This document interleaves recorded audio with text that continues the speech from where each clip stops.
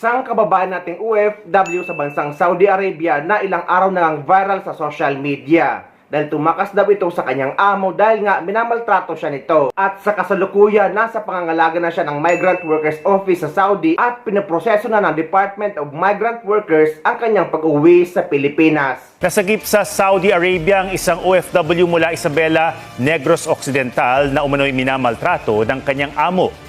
Kwento ng asawa ng Pinay na si Maria Eva Abastillas, huli silang nagkausap nitong Marso at isinumbong ng misis na hindi niya kaya ang trabaho sa kanyang amo hanggang hindi na siya makontak ng asawa.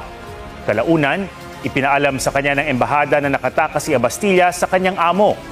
Ayon sa asawa ng biktima, iniulat sa kanya na ang kanyang misis ay kinukulong at hindi pinapakain at maraming pasa sa likod. Pinoproseso na ng Department of Migrant Workers ang pagpapauwi sa biktima. Makatatanggap naman ng tulong pinansyal mula sa provincial government ang mga kaanak ng biktima. Ganito talaga maging isang OFW lalong-lalo na dito sa Middle East. Swertihan lang makakuha ng mabait na amo. Bitbit ang pangarap, luhay itinago. Iniwan ang pamilya para sa pagbabago. Bawat umaga, kayod ng walang sawa para sa kinabukasan ng mga minamahal nila. Kahit malayo ang bawat yakap at halik, sa puso'y pamilya pa rin ang kapiling. Saludo sa lahat ng OFW, kayo ang ilaw ng bawat tahanan. Sakripisyo nyo'y hindi matutumbasan. Kayo ang tunay na bayani ng bayan. Kahit pagod at luhay inyong dinadala,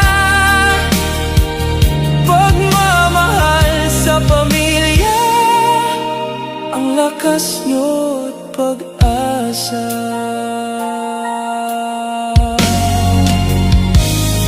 Pasko man o kaarawan ay malayo sila, ngunit sa bawat padala ay may pag-ibig na dala. Hindi sumusuko kahit maraming pagsubok, dahil ang pamilya ang dahilan ng bawat tibok.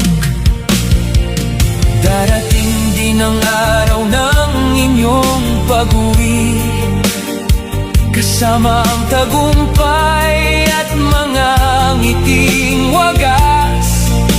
Lahat ng sakripisyo ay may magandang kapalit. Pangarap nyo'y tiyak na maabot. Saludo sa lahat ng OFW, mga bayaning hindi kailanman sumusuko. Sa bawat pawis, luha at pag-asa, pagmamahal nyo ang inspirasyon.